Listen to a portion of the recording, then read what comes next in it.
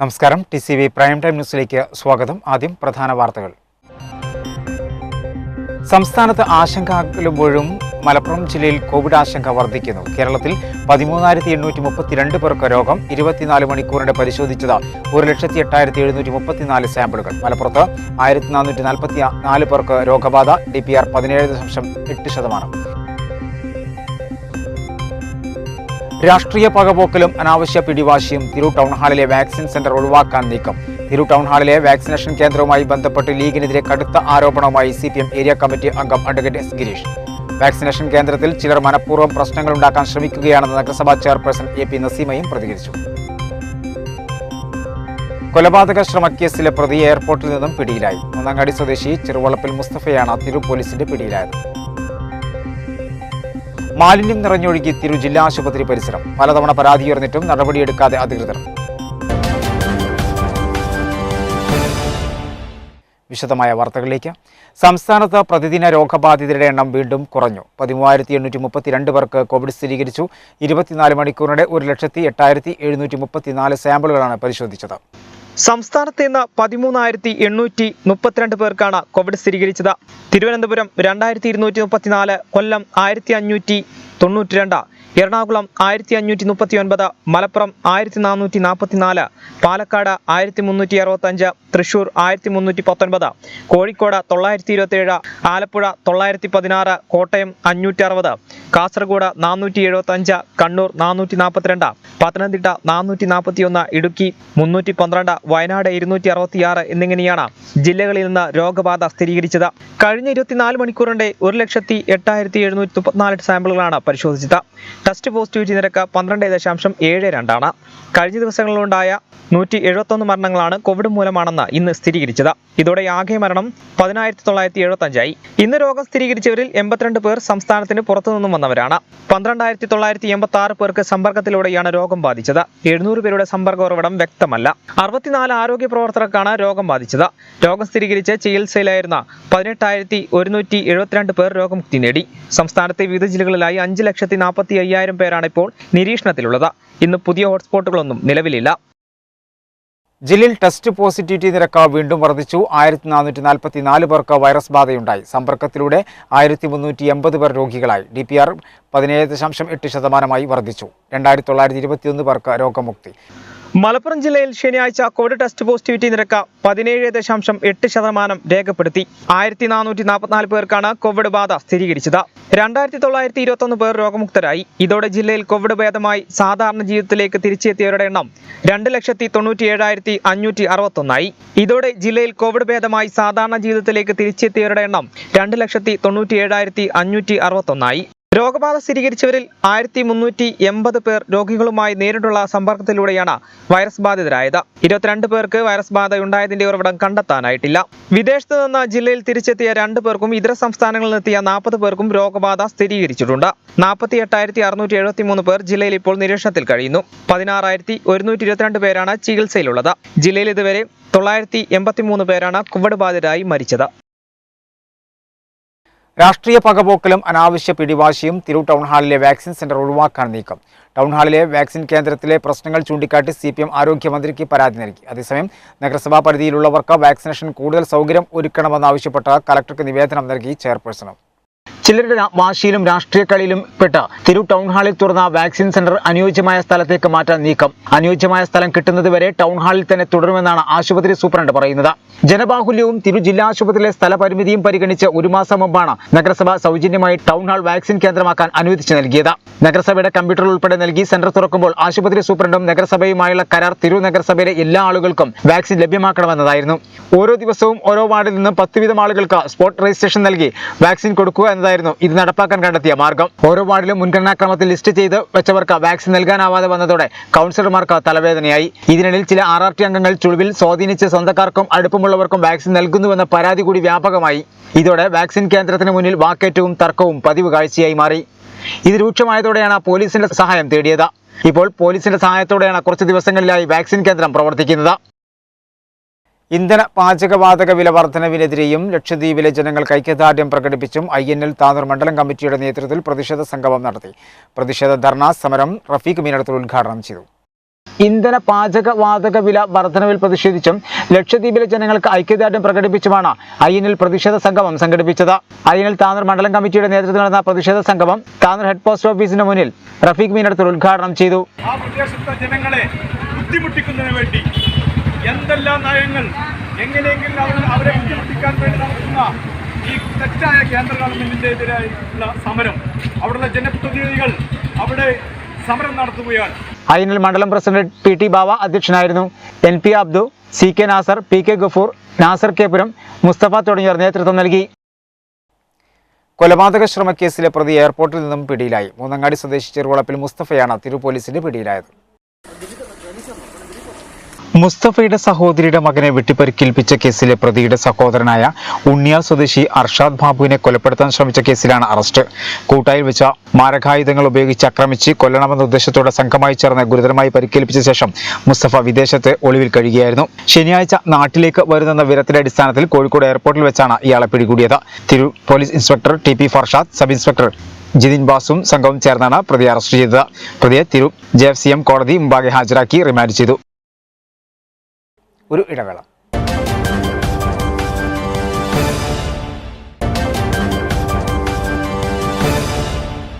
വാർത്തകൾ തുടർന്നു. Tirur town ഹാളിലെ vaccination കേന്ദ്രവുമായി ബന്ധപ്പെട്ട് ലീഗിനെതിരെ കടുത്ത ആരോപണവുമായി CPM ഏരിയ കമ്മിറ്റി അംഗവും സ്റ്റാൻഡിംഗ് കമ്മിറ്റി അധ്യക്ഷനുമായ അഡ്വക്കേറ്റ് എസ്. ഗിരീഷ്. വാക്സിൻ നിയന്ത്രണം മുസ്ലിം ലീഗ് ഏറ്റെടുത്തതാണ് നിലവിലെ പ്രശ്നങ്ങൾക്കെല്ലാം കാരണമെന്ന് അഡ്വക്കേറ്റ് എസ്. ഗിരീഷ് പ്രതികരിച്ചു. തിരൂർ ടൗൺ ഹാളിലെ വാക്സിൻ കേന്ദ്രത്തിന്റെ നിയന്ത്രണം മുസ്ലിം ലീഗ് ഏറ്റെടുത്തതോടെ അർഹരായ പലർക്കും വാക്സിൻ കിട്ടാതെ മടങ്ങുന്ന സാഹചര്യമാണ് പ്രശ്നങ്ങൾക്ക് കാരണം. നിലവിലെ സാഹചര്യത്തിൽ പോലീസോ ആശുപത്രി സൂപ്രണ്ട് നിയമിക്കുന്ന ഉദ്യോഗസ്ഥരോ നിയന്ത്രണം ഏറ്റെടുക്കണമെന്നും നഗരസഭാ സ്റ്റാൻഡിംഗ് കമ്മിറ്റി അധ്യക്ഷൻ കൂടിയായ അഡ്വക്കേറ്റ് എസ്. ഗിരീഷ് പറഞ്ഞു. വാക്സിൻ വിതരണത്തിൻ്റെ നിയന്ത്രണം മുസ്ലിം ലീഗ് ഏറ്റെടുക്കുന്നതാണ് ആ വാക്സിൻ കേന്ദ്രത്തിൽ വാക്സിനേഷൻ വിതരണത്തിൽ വരുന്ന എല്ലാ കുഴപ്പങ്ങളുടെയും പ്രധാനപ്പെട്ട കാരണം. അവിടെ ജില്ലാ ആശുപത്രി അധികൃതരോ പോലീസോ ഈ വാക്സിനേഷനെ നിയന്ത്രിച്ചാൽ ഈ തകരാറൊന്നും ഉണ്ടാവില്ല. അവർ ചെയ്യേണ്ട ജോലി മുസ്ലിം ലീഗിൻ്റെ നേതൃത്വം ഏറ്റെടുത്ത് വാക്സിന് വരുന്ന ആളുകൾക്ക് ടോക്കൺ നൽകുമ്പോൾ ക്യൂ നിൽക്കുന്ന ആളുകൾക്കല്ല, തങ്ങൾക്ക് ഇഷ്ടമുള്ള ആളുകൾക്ക് ടോക്കൺ നൽകുന്ന സ്ഥിതി ഉണ്ടായി. ഇതിനെ ജില്ലാ ആശുപത്രിയിലെ നേഴ്സുമാരും ജീവനക്കാരും ചോദ്യം ചെയ്തപ്പോൾ അവരെ കുതിര കയറാനും അവരെ നിയന്ത്രിക്കാനും മുസ്ലിം ലീഗിൻ്റെ വളണ്ടിയർമാരായിട്ടുള്ള ആളുകൾ വന്നതാണ് ഇപ്പോൾ ടൗൺ ഹാളിൽ ഉണ്ടാവുന്ന പ്രശ്നങ്ങൾക്ക് അടിസ്ഥാന കാരണം. ഈ സ്ഥിതിക്ക് മാറ്റം വരണം. RRT അംഗങ്ങൾ എന്ന പേരിൽ പലർക്കും വാക്സിൻ നൽകിയെന്നും 100ഓളം RRT അംഗങ്ങൾക്ക് വാക്സിൻ ഇതുവരെ ലഭിച്ചിട്ടില്ലെന്നും മുസ്ലിം ലീഗ് പ്രവർത്തകർ ഇഷ്ടക്കാർക്ക് ടോക്കൺ കൊടുക്കുന്ന സ്ഥിതിയാണുള്ളതെന്നും ചോദ്യം ചെയ്ത ആശുപത്രി അധികൃതരോട് വരെ കയർക്കുന്ന സമീപനമാണ് ലീഗിന്റെ ഭാഗത്തുനിന്നുണ്ടായതെന്നും ഗിരീഷ് കുറ്റപ്പെടുത്തി. തുടക്കത്തിൽ ഈ ടൗൺ ഹാളിൽ വാക്സിനേഷൻ ക്യാമ്പ് ആരംഭിച്ച സമയം മുതൽ ആദ്യം വരുന്ന വാർത്ത RRT പ്രവർത്തകർക്ക് എന്ന പേരിൽ മുസ്ലിം ലീഗിൻ്റെ പ്രവർത്തകർക്ക് വാക്സിൻ കൊടുത്തു എന്നുള്ളതാണ്. ഈ നഗരസഭയിലെ 100 കണക്കിന് RRT പ്രവർത്തകരുണ്ട്.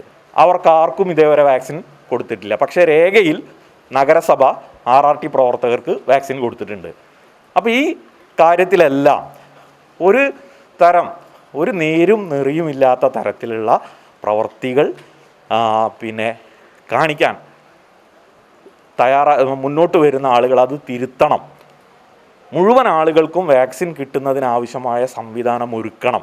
2 or 3 വാർഡുകളിലുള്ളവർക്ക് കേന്ദ്രങ്ങൾ നിശ്ചയിച്ച് വാക്സിൻ നൽകുകയോ ടൗൺ ഹാളിലെ വാക്സിൻ നിയന്ത്രണം പോലീസോ ജില്ലാ ആശുപത്രി അധികൃതർ ഏറ്റെടുക്കണമെന്നും അദ്ദേഹം പറഞ്ഞു. 2-3 വാർഡുകൾ ചേരുന്ന ഒരു പ്രദേശത്ത് സ്കൂളിലോ മദ്രസയിലോ വായനശാലയിലോ ഒക്കെ വെച്ചിട്ടാണ് ആദ്യഘട്ടത്തിൽ വാക്സിനേഷൻ വിതരണം നടത്തിയത്. അതിന് തയ്യാറാകാത്തത് ഈ വാക്സിനേഷൻ കേന്ദ്രത്തിൻ്റെ മറവിൽ തങ്ങൾക്ക് ഇഷ്ടമുള്ള ആളുകൾക്ക് വാക്സിൻ കൊടുക്കുന്നതിന് വേണ്ടിയിട്ടുള്ള സംവിധാനം ഉണ്ടാക്കാനാണ്. അപ്പോൾ അതുകൊണ്ട് 2 കാര്യം നിർബന്ധമായും അധികൃതർ ശ്രദ്ധിച്ചു പോയേ മതിയാകൂ.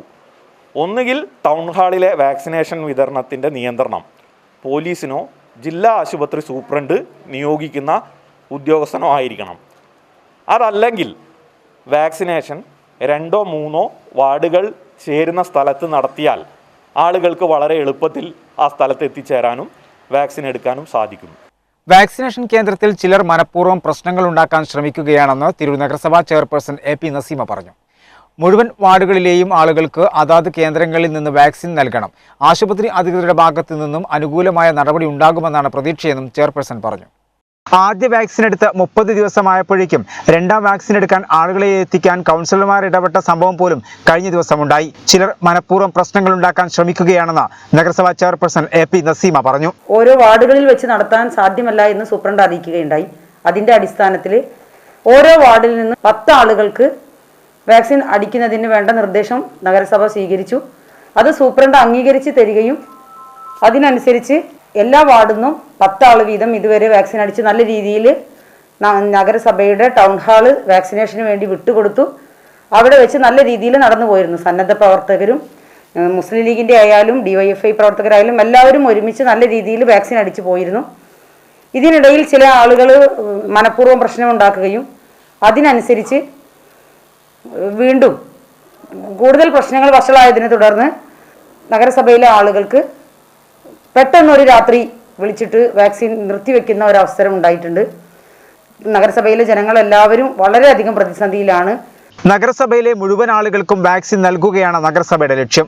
1 മാസത്തോളമായി ടൗൺ ഹാളിൽ അതിനുവേണ്ട ഒരുക്കങ്ങൾ നഗരസഭ ഒരുക്കി കൊടുത്തു. കോവിഡ് ടെസ്റ്റിനായി സമുച്ചയം വിട്ടു നൽകി. മുഴുവൻ വാർഡുകളിലെ ആളുകൾക്കും അതത് കേന്ദ്രങ്ങളിൽ വാക്സിൻ നൽകണം. മറ്റു സ്ഥലങ്ങളിലേതുപോലെ തിരൂരിൽ ജില്ലാ ആശുപത്രി ഒഴിച്ചാൽ മറ്റു സബ് സെന്ററുകളൊന്നും നിലവിലില്ല.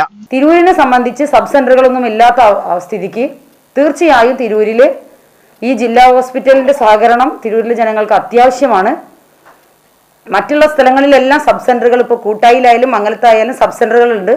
തിരൂരിന് അങ്ങനെ ഒന്നുമില്ല. ആകെ ആശ്രയിക്കാനുള്ളത് തിരൂരിലെ ജനങ്ങൾക്ക് ഈ ജില്ലാ ഹോസ്പിറ്റലാണ്. ഇവിടെയുള്ള ഈ അനാസ്ഥ തീർച്ചയായും ജനങ്ങളെ ഒരുപാട് ബുദ്ധിമുട്ടിക്കുന്നുണ്ട്. ഇന്നലെ ഞാൻ ടൗൺ ഹാളിൽ പോയിരുന്നു. അവർ പറഞ്ഞത് ഷെഡ്യൂൾ ചെയ്ത ആളുകൾക്ക് മാത്രം വാക്സിൻ കൊടുക്കുകയുള്ളൂ എന്ന് പറഞ്ഞു. ഞാനും നമ്മുടെ പൊതുമരാമത്ത് സ്റ്റാൻഡിംഗ് കമ്മിറ്റി ചെയർമാൻ സലാമാഷും കൂടി ടൗൺ ഹാളിൽ ഒരു വർക്ക് നോക്കാൻ പോയ സമയത്ത് കുറച്ച് ആളുകൾ ഓട്ടോയിൽ വന്ന് ഇങ്ങനെ അടിച്ചു പോകുന്നുണ്ട്. അപ്പം ഞാൻ ചോദിച്ചത് എന്താ ഇവിടെ ഇങ്ങനെ വന്ന് അടിക്കണത് എന്താണെന്ന് ചോദിച്ചപ്പോൾ പറഞ്ഞു ഷെഡ്യൂൾ ഇല്ലാതെയും കൊടുക്കുന്നുണ്ടെന്ന്. അപ്പം ഞാൻ ചോദിച്ചു എന്താ പറയാത്തത്, എന്താ ഞങ്ങളെ അറിയിച്ചില്ല, ഞങ്ങളെ വാർഡുകളിലും അടിക്കാനുണ്ടല്ലോ ആളുകൾ. ഞാൻ ഒരാളെ സ്ലിപ്പ് വാങ്ങി നോക്കിയപ്പോൾ 30 ദിവസമായ ആൾക്ക് ഒരു കൗൺസിലർ പറഞ്ഞയച്ചിട്ടാണ് അടിക്കാൻ വന്നതെന്ന് പറഞ്ഞു. ആ രീതിയിൽ നഗരസഭയെ കബളിപ്പിച്ചുകൊണ്ട് അടിക്കണില്ല എന്ന് പറയുകയും ചില ആളുകൾക്ക് ഒത്താശ ചെയ്തു കൊടുത്തുകൊണ്ട് നഗരസഭയിലെ മറ്റ് കൗൺസിലർമാരുടെ സ്വാധീനം ഉപയോഗിച്ച് വാക്സിൻ കൊടുക്കുന്ന രീതി ശരിയല്ല. നഗരസഭ എല്ലാ തരത്തിലും ജില്ലാ ഹോസ്പിറ്റലുമായി സഹകരിച്ചിട്ടാണ് മുന്നോട്ട് പോയിട്ടുള്ളത്. നഗരസഭയിലെ അർഹതപ്പെട്ട മുഴുവൻ ആളുകൾക്കും വാക്സിൻ നൽകാൻ ആശുപത്രി അധികൃതരുടെ ഭാഗത്തു നിന്നും അനുകൂലമായ നടപടി ഉണ്ടാകുമെന്നാണ് പ്രതീക്ഷയെന്നും ചെയർപേഴ്സൺ പറഞ്ഞു. യാതൊരു പക്ഷഭേദവും കാണിക്കാതെ എല്ലാ വാർഡുകളിൽ നിന്നും 10 ആളെ വീതം അടിച്ചു കൊടുക്കാനുള്ള നിർദ്ദേശവും ജില്ലാ ഹോസ്പിറ്റലിന് കൊടുത്തു. അത് സ്വീകരിച്ച് ഇതുവരെ അങ്ങനെ മുന്നോട്ട് പോയിക്കൊണ്ടിരിക്കുകയായിരുന്നു. അതിനിടക്കാണ് ഇങ്ങനെ ഒരു പ്രശ്നം വന്നിട്ടുള്ളത്. എന്നെ സംബന്ധിച്ചിടത്തോളം അല്ലെങ്കിൽ തിരൂർ നഗരസഭാ ഭരണസമിതിയെ സംബന്ധിച്ചിടത്തോളം 38 വാർഡുകളിലെയും അർഹരായ ആളുകൾക്ക് മുഴുവൻ വാക്സിൻ കിട്ടണമെന്നാണ് ഞങ്ങൾക്ക് പറയാനുള്ളത്. അല്ലാതെ ഇതിൽ യാതൊരുവിധ രാഷ്ട്രീയമോ മറ്റുള്ള ഒരു കാര്യങ്ങളും ഇല്ല. നഗരസഭയിൽ പ്രയാസം അനുഭവിക്കുന്നവർക്ക് തീർച്ചയായും വാക്സിൻ ലഭ്യമാകണം. പരപ്പനങ്ങാടിയിൽ ഇതര സംസ്ഥാന തൊഴിലാളികളുടെ ക്വാർട്ടേഴ്സിന് സമീപം കഞ്ചാവ് ചെടികൾ കണ്ടെത്തി. 3 മാസം വരെ വളർച്ചയെത്തിയ 5 കഞ്ചാവ് ചെടികളാണ് കണ്ടെത്തിയത്. കഞ്ചാവ് ഉപയോഗിക്കുന്ന ഇതര സംസ്ഥാന തൊഴിലാളികളാവാം ചെടി വളർത്തിയതെന്നാണ് പോലീസ് നിഗമനം. പരപ്പനങ്ങാടിക്കടുത്ത് വെങ്ങേരിയിൽ നിന്നാണ് ഇതര സംസ്ഥാന തൊഴിലാളികൾ താമസിക്കുന്ന ക്വാർട്ടേഴ്സിന് സമീപം കഞ്ചാവ് ചെടികൾ കണ്ടെത്തിയത്.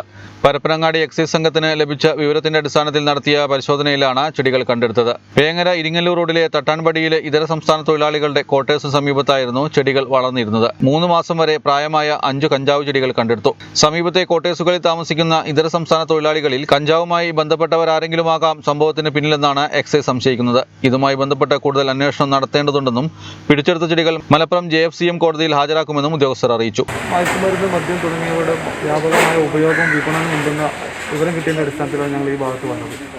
അപ്പോഴാണ് നമ്മൾ പരിചയമായിട്ടുള്ള ഈ ഇതിൽ സാക്ഷിയായിട്ട് ഒപ്പിട്ടുള്ള ഒരാൾ ഈ ഭാഗത്ത് കഞ്ചാവ് ചെടി സംശയിക്കുന്ന ചെടികളുണ്ട്, കാരണം വന്ന് നോക്കണമെന്ന് പറഞ്ഞത്. അതിൻ്റെ ഭാഗമായി ഞങ്ങളിവിടെ വന്ന് നോക്കിയ സമയത്താണ് ഇത് ഈ ഗോതമ്പ് പുറകിലായിട്ട് 5 കഞ്ചാവ് ചെടികൾ കണ്ടെടുത്തിട്ടുള്ളത്. എക്സൈസ് പ്രിവന്റീവ് ഓഫീസർ പ്രജോഷ് കുമാറിന്റെ നേതൃത്വത്തിൽ നടന്ന പരിശോധനയിൽ സിവിൽ എക്സൈസ് ഓഫീസർമാരായ ഷിയാബുദ്ദീൻ, ദിദിൻ MM, അരുൺ പാറോൽ, വനിതാ civil excise officer Sreeja M, excise driver Abdurahman KC തുടങ്ങിയവർ പങ്കെടുത്തു. കോവിഡ് ബാധിതരായ കുടുംബങ്ങൾക്ക് ഭക്ഷ്യക്കിറ്റ് നൽകി DYFI പ്രവർത്തകർ. താനൂർ നഗരസഭ 28, 29 ഡിവിഷനുകളായ എടക്കടപ്പുറം നോർത്ത്, സൗത്ത് വാർഡുകളിലെ കോവിഡ് ബാധിതരായ കുടുംബങ്ങൾക്കാണ് ഭക്ഷ്യക്കിറ്റ് നൽകിയത്. കോവിഡ് ബാധിതരായ കുടുംബങ്ങൾക്ക് ഡിവൈഎഫ്ഐ പ്രവർത്തകർ ഭക്ഷ്യക്കിറ്റ് വിതരണം ചെയ്തു. താനൂർ നഗരസഭയിലെ 28, 29 ഡിവിഷനുകളായ എടക്കടപ്പുറം നോർത്ത്, സൗത്ത് വാർഡുകളിലുള്ള കുടുംബങ്ങൾക്കാണ് കിറ്റ് നൽകിയത്. പച്ചക്കറി, പലവ്യഞ്ജനം എന്നിവ കൂടാതെ പ്രതിരോധശേഷി വർദ്ധിപ്പിക്കുന്നതിനായി പാൽ, മുട്ട തുടങ്ങിയവയും ഭക്ഷ്യക്കിറ്റിൽ ഉൾപ്പെടുത്തിയിരുന്നു. തീരദേശത്തെ വറുതിയുടെ കാലത്ത് തേങ്ങ സംഭരിച്ചാണ് ഭക്ഷ്യക്കിറ്റ് ഒരുക്കുന്നതിനായി പണം കണ്ടെത്തിയത്. തീരദേശ ലോക്കൽ കമ്മിറ്റി അംഗം റസാഖ് കിറ്റ് വിതരണോദ്ഘാടനം നിർവഹിച്ചു. അർഫാത്ത്, ഇസ്മായിൽ, അഷ്റഫ്, നാസർ, മെഹറൂഫ്, ആബിദ്, റാഫി, ജംഷീർ തുടങ്ങിയവർ നേതൃത്വം നൽകി. ചെറിയമുണ്ടം 18-ാം വാർഡിൽ ആശ്വാസ പദ്ധതിയുടെ ഭാഗമായി കള്ളിക്കൽ ഭാവ ഭക്ഷ്യക്കിറ്റ് നൽകി. ഭക്ഷ്യക്കിറ്റ് വാർഡ് മെമ്പർ പി ടി നാസറിന് കൈമാറി. വാർഡിലെ പ്രയാസം അനുഭവിക്കുന്ന 200ഓളം കുടുംബങ്ങൾക്കാണ് കിറ്റ് നൽകിയത്.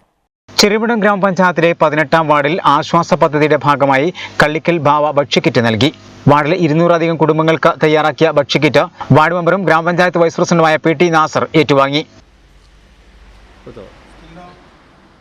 കഴിഞ്ഞ കുറേ ദിവസങ്ങളായി ചെറിയമുണ്ടത്തെ മറ്റു ചില വാർഡുകളിലും കള്ളിക്കൽ കുടുംബം ഭക്ഷ്യക്കിറ്റുകൾ വിതരണം ചെയ്തിരുന്നു. ചെറിയമുണ്ടത്തെ പല വികസന പ്രവർത്തനങ്ങളിലും കള്ളിക്കൽ കുടുംബം വലിയ പങ്കുവഹിച്ചിട്ടുണ്ട്. ചെറിയമുണ്ടം ഗ്രാമപഞ്ചായത്ത് 18-ാം വാർഡിലാണ് നമ്മുടെ കള്ളിക്കൽ മൊയ്തുട്ടി എന്ന കള്ളിക്കൽ ബാവാക്ക 200ഓളം കുടുംബങ്ങൾക്ക് വേണ്ടി ഒരു കോവിഡ് പ്രയാസം അനുഭവിക്കുന്ന കുടുംബങ്ങൾക്കും ലോക്ക്ഡൗണിൽ പ്രയാസം അനുഭവിക്കുന്ന കുടുംബങ്ങൾക്കും എന്നോണം ഒരു സഹായം എത്തിക്കുക എന്ന ഉദ്ദേശത്തോടു കൂടി 10 ഇനങ്ങളടങ്ങിയ ഒരു പലവ്യഞ്ജന കിറ്റാണ് വാർഡിൽ വിതരണത്തിനായി ഒരുക്കിയത്. 18-ാം വാർഡിലും സമീപ പ്രദേശത്തെ വാർഡുകളിൽ വിതരണം ചെയ്യാനാണ് ഉദ്ദേശിക്കുന്നത്. ഇതിനു മുമ്പും പല ജീവകാരുണ്യ പ്രവർത്തനങ്ങൾക്കും നേതൃത്വം നൽകിയ കള്ളിക്കൽ കുടുംബം നമ്മുടെ പടിഞ്ഞാക്കര കുടിവെള്ള പദ്ധതിക്ക് സ്വന്തമായി കിണറിന് സ്ഥലം അനുവദിച്ചു. സുലൈമാൻപടിയിൽ കോയൽക്കിണറിന് സ്ഥലം അനുവദിച്ചതൊക്കെ കള്ളിക്കൽ കുടുംബമാണ്. പഞ്ചായത്തിലെ വിവിധ തലക്കടത്തൂർ മേഖലയിലെ പുതുതായി നിർമ്മിക്കപ്പെട്ട പല റോഡുകൾക്കും സ്ഥലം അനുവദിച്ചതും കള്ളിക്കൽ കുടുംബമാണ്. എന്നും ചെറിയമുണ്ടത്തും തലക്കടത്തൂർ പ്രദേശത്തും ഇവരുടെ പലതരത്തിലുള്ള നാടിന് നല്ലതായ സംഭാവനകൾ നൽകിയിട്ടുണ്ട്. കള്ളിക്കൽ അഹമ്മദ് എന്ന മോൻ, കള്ളിക്കൽ ഷാബാസ്, യൂത്ത് കോൺഗ്രസ് നേതാക്കളായ മൊയ്തീൻകുട്ടി പുളിക്കപ്പറമ്പിൽ, ഷൗക്കത്ത് കുന്നക്കടവത്ത്, ഇസ്ഹാഖ് പാറക്കുണ്ടിൽ, സാദിൽ കുറ്റിയിൽ, ഷംസീർ പാറക്കുണ്ടിൽ എന്നിവർ പങ്കാളികളായി. ഒരു ഇടവേള.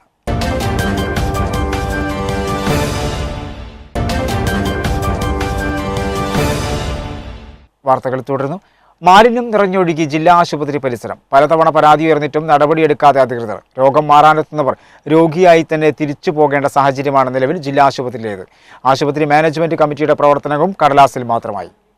തിരൂർ ജില്ലാ ആശുപത്രിയിലെ പുതിയ കെട്ടിടത്തിന്റെ പരിസരത്താണ് സെപ്റ്റിക് ടാങ്ക് പൊട്ടി മലിനജലം കെട്ടി നിൽക്കുന്നത്. പ്ലാസ്റ്റിക് ബോട്ടിലുകളും മാലിന്യങ്ങളും കുമിഞ്ഞുകൂടുന്നതും ഇവിടുത്തെ പതിവ് കാഴ്ചയാണ്. മാലിന്യം കെട്ടിനിന്ന് പരിസരമാകെ ദുർഗന്ധം വമിക്കുന്നുണ്ട്.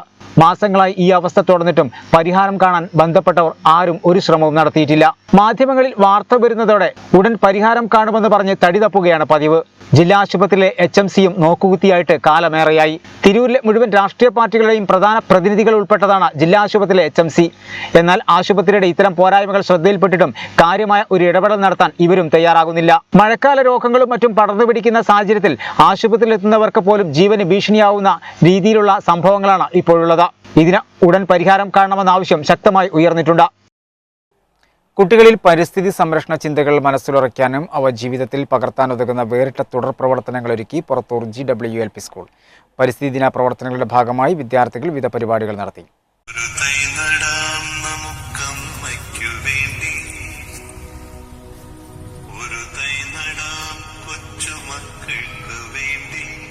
കുട്ടികളിൽ പരിസ്ഥിതി സംരക്ഷണ ചിന്തകൾ മനസ്സിലുറയ്ക്കാനും അവ ജീവിതത്തിൽ പകർത്താനും ഉതകുന്ന വേറിട്ട തുടർ പ്രവർത്തനങ്ങളാണ് പുറത്തൂർ GWLP സ്കൂളിൽ ഒരുക്കിയത്. പരിസ്ഥിതി ദിന പ്രവർത്തനങ്ങളുടെ ഭാഗമായി നടത്തിയ വാരാഘോഷ തുടർ പ്രവർത്തനങ്ങളിൽ വിദ്യാലയത്തിലെ 1 മുതൽ 5 വരെയുള്ള മുഴുവൻ കുട്ടികളും പങ്കാളികളായി.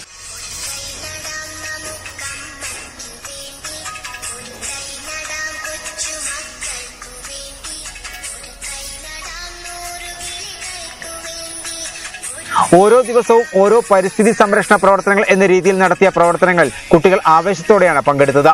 വീട് നല്ല വീട്, പ്ലാസ്റ്റിക് വിമുക്തം, എൻ്റെ പുരയിടം, അടുക്കളത്തോട്ടം, എൻ്റെ പൂങ്കാവനം, ഞാൻ തുന്നിയ തുണിസഞ്ചി, കുടിനീർ തെളിനീർ തുടങ്ങിയ പ്രവർത്തനങ്ങളിൽ കുട്ടികളോടൊപ്പം വീട്ടുകാരും പങ്കാളികളായി.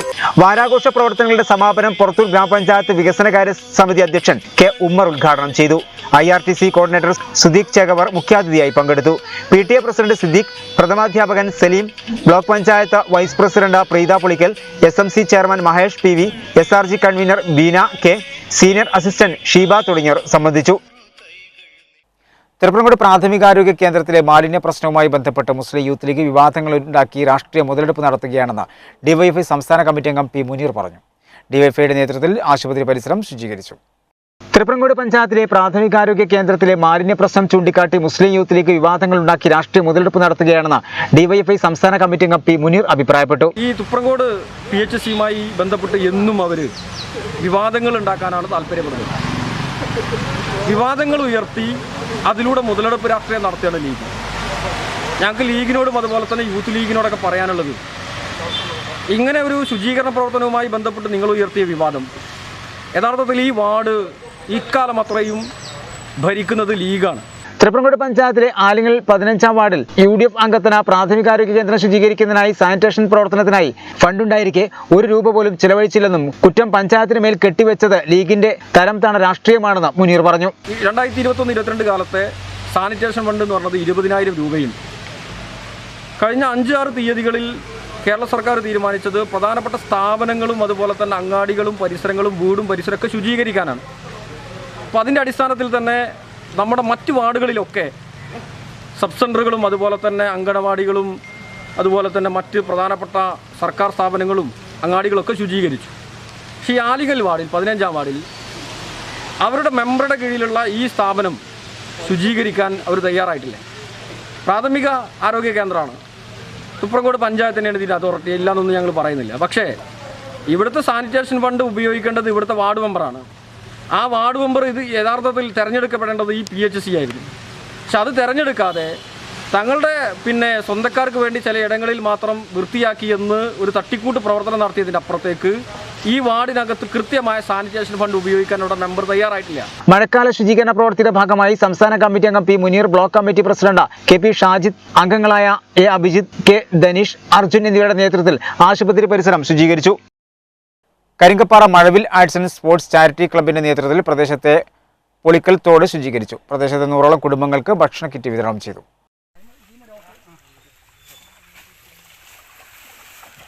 കരിങ്കപ്പാറ മഴവില്ല് ആർട്സ് ആൻഡ് സ്പോർട്സ് ചാരിറ്റി ക്ലബിന്റെ നേതൃത്വത്തിലാണ് പ്രദേശത്തെ പൊളിക്കൽ തോട് ശുചീകരിച്ചത്. 100 മീറ്ററോളം പ്ലാസ്റ്റിക്കും മറ്റും കുന്നുകൂടി കിടക്കുകയായിരുന്നു. നാട്ടുകാരുടെ സഹകരണത്തോടെയാണ് മഴവില്ല് ക്ലബ്ബ് പ്രവർത്തകർ ഈ പ്രവൃത്തി ഏറ്റെടുത്തത്. കൂടാതെ കോവിഡ് സമയത്ത് പ്രദേശത്തെ നിരവധി കുടുംബങ്ങളുടെ പ്രശ്നത്തിൽ ഇടപെടുകയും 100ഓളം കുടുംബങ്ങൾക്ക് ഭക്ഷണ കിറ്റ് വിതരണം ചെയ്യുകയും ചെയ്തു. അയ്യൂബ് ചിനിക്കൽ, നാസർ, കലാം, ഷെരീഫ്, ബാബു, സുബൈർ, വിവേക്, ഹാരിസ്, ഗോപി, നസീർ, സുലൈമാൻ തുടങ്ങിയവർ പങ്കാളികളായി. ഒരു ഇടവേള കൂടി.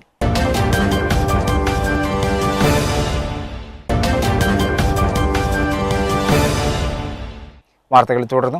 തീരദേശവാസികളുടെ നട്ടലൊടിച്ച മറ്റൊരു ട്രോളിംഗ് നിരോധന കാലം കൂടി. പരമ്പരാഗത മത്സ്യത്തൊഴിലാളികളെ പ്രത്യക്ഷത്തിൽ ബാധിക്കില്ലെങ്കിലും ഫലത്തിൽ ഇവർക്കും പട്ടിണിയാണ്. വലിയ യാനങ്ങൾക്ക് മത്സ്യബന്ധനത്തിന് അനുമതി തീരെ ലഭിക്കുകയില്ല. ഈ മാസം 9-ന് തുടങ്ങിയ ട്രോളിംഗ് നിരോധനം 53 ദിവസം നീണ്ടുനിൽക്കും. കോവിഡ് പ്രതിസന്ധിയെ തുടർന്ന് മുച്ചൂടും തകർന്നിരിക്കുന്ന അവസ്ഥയിലേക്കാണ് തീരദേശവാസികൾക്കിടയിലേക്ക് ട്രോളിംഗ് നിരോധനം കൂടി കടന്നുവരുന്നത്. കരയും കടലും ഒരുപോലെ ലോക്ക്ഡൌൺ ആകുന്ന അവസ്ഥ. വലിയ മത്സ്യബന്ധന യാനങ്ങൾക്കും യന്ത്രവൽകൃത ബോട്ടുകൾക്കും ഇക്കാലയളവിൽ കടലിൽ പോകാനോ മത്സ്യബന്ധനം നടത്തുവാനോ അനുമതിയില്ല. ചെറിയ യാനങ്ങൾക്കാകട്ടെ കടൽക്ഷോഭത്തെ ഭയന്നും കടലിൽ ഇറങ്ങാനാവില്ല. ഇതോടെ വറുതിയുടെ തീരാദൂരത്തിലേക്കാണ് കടലോര മേഖല നീങ്ങുന്നത്.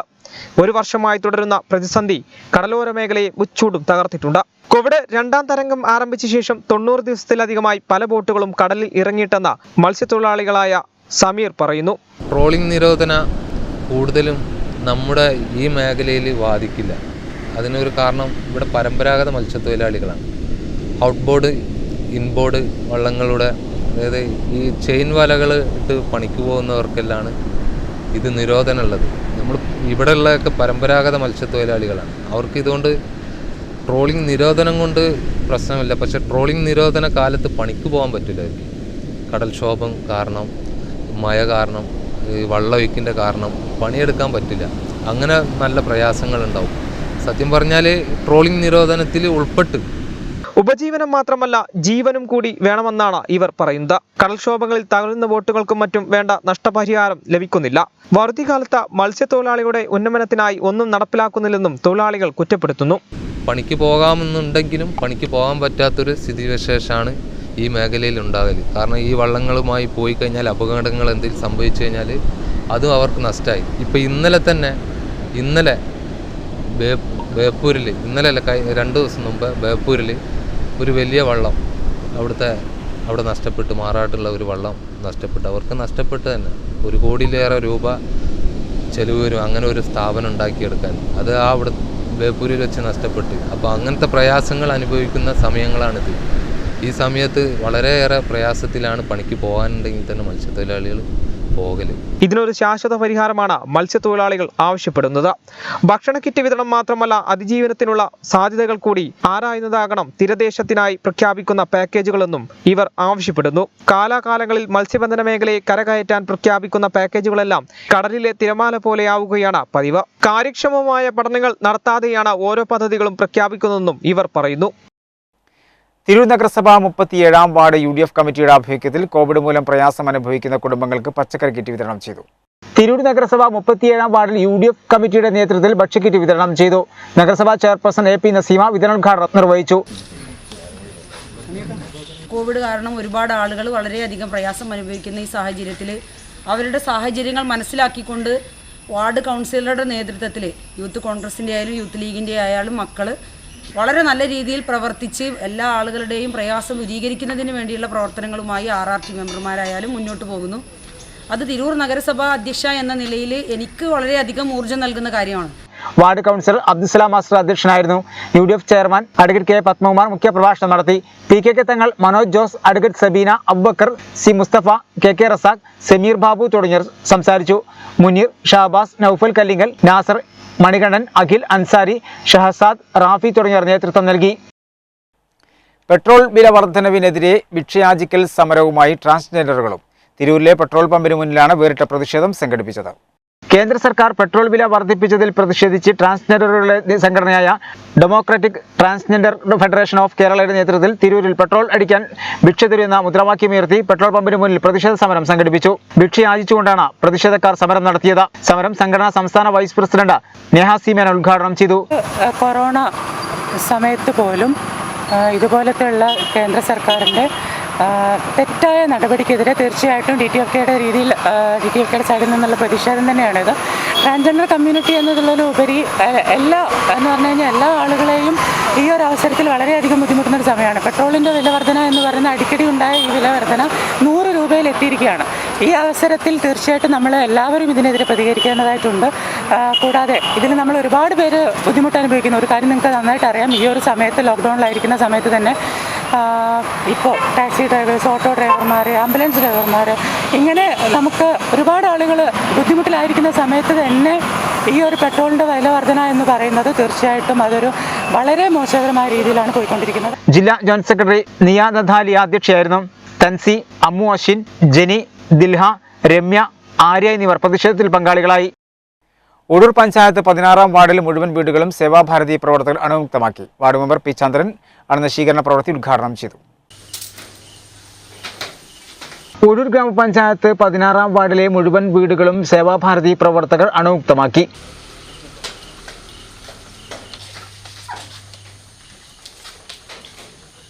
വാർഡ് മെമ്പർ P ചന്ദ്രൻ അണുനശീകരണ പ്രവൃത്തി ഉദ്ഘാടനം ചെയ്തു. ഇന്ന് ഒഴൂർ പഞ്ചായത്ത് 16-ാം വാർഡിൽ അണുനശീകരണം നടക്കുകയാണ്. 500ഓളം വീടുകളുള്ള ഈ 16-ാം വാർഡിൽ സർക്കാരിൻ്റെ എല്ലാവിധ മാനദണ്ഡങ്ങളും പ്രോട്ടോക്കോളും നടപ്പിലാക്കിക്കൊണ്ട് അനുസരിച്ചുകൊണ്ട് ഇന്നും നാളെയും മറ്റന്നാളുമായിട്ട് എല്ലാ വീടുകളും അണുശുചീകരണം നടത്തുന്നതാണ്. BJP മണ്ഡലം vice president TK Subramanian, Sevabharathi പ്രവർത്തകരായ ദിലീപ്, ദീപക്, നിവേദ്, സബീഷ്, രാജീവ്, മുരളി എന്നിവർ നേതൃത്വം നൽകി.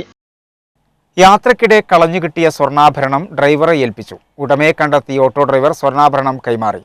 മാതൃകാ പ്രവർത്തനം നടത്തിയ യാത്രക്കാരിയെയും ഓട്ടോ ഡ്രൈവറെയും CPM പ്രവർത്തകർ അനുമോദിച്ചു. കേപ്പുരം കുണ്ടുങ്ങലിൽ നിന്നും താനൂരിലേക്കുള്ള യാത്രക്കിടെ കുണ്ടുങ്ങൽ സ്വദേശിനി ചമ്പയിൽ ഷിനിക്ക് ഓട്ടോറിക്ഷയിൽ നിന്ന് ലഭിച്ച സ്വർണ്ണാഭരണം ഓട്ടോ ഡ്രൈവർ മുത്തംപറമ്പിൽ ജിനിയെ ഏൽപ്പിക്കുകയായിരുന്നു. വാഹനത്തിൽ നിന്നും സ്വർണ്ണാഭരണം ലഭിച്ച വിവരം ഓട്ടോ സ്റ്റാൻഡിലും സുഹൃത്തുക്കളെയും ജിനി അറിയിച്ചു. ബ്ലോക്ക് പഞ്ചായത്ത് അംഗവും DYFI ബ്ലോക്ക് സെക്രട്ടറിയുമായ KVA ഖാദർ സോഷ്യൽ മീഡിയയിലും പോസ്റ്റ് ചെയ്തതോടെയാണ് ഉടമയെത്തിയത്. താനൂർ ചിരാങ്കടപ്പുറം സ്വദേശി ഭാവയുടെ മകന്റെ ഭാര്യയുടെ സ്വർണ്ണാഭരണമാണ് നഷ്ടപ്പെട്ടത്. KVA ഖാദറിന്റെ സാന്നിധ്യത്തിൽ ഓട്ടോ ഡ്രൈവർ ജിനി സ്വർണ്ണാഭരണം ഉടമയ്ക്ക് കൈമാറി. നാടിന് മാതൃകയായ ചമ്പയിൽ ഷിനിയെയും ഓട്ടോ ഡ്രൈവർ ജിനിയെയും CPM കുണ്ടുങ്ങൽ ബ്രാഞ്ച് കമ്മിറ്റി അനുമോദിച്ചു. ഉപഹാരവും നൽകി. E Ganesan, M Rakesh, K Mansoor, TK Tufail തുടങ്ങിയവർ സംബന്ധിച്ചു. പ്രധാന വാർത്തകൾ ഒരിക്കൽ കൂടി.